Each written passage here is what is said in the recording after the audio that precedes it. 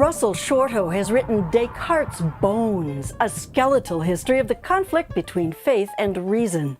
What we typically characterize as a stark battle between reason and faith is actually a multi-dimensional struggle among different worldviews, a struggle that shows up in today's headlines.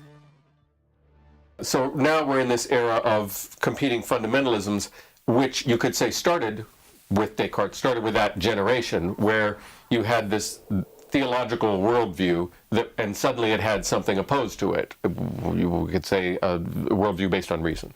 But very quickly what developed was not a two-way, but a sort of three-way split.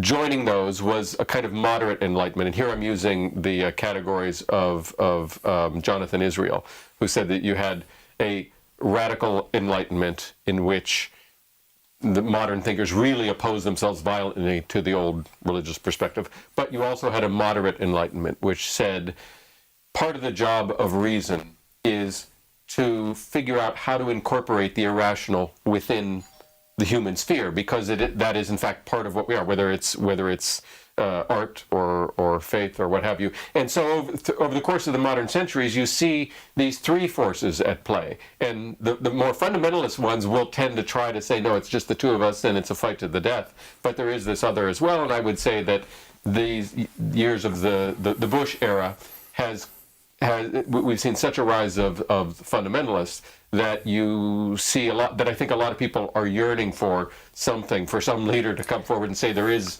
another way to do this. Well, and this just historically, this was manifested in the French Revolution and the American Revolution, which are very radically different notions of what a revolution is. Precisely. And again, the distinction between the moderate Enlightenment and the radical Enlightenment tracks fairly closely with the nature of those revolutions. Exactly.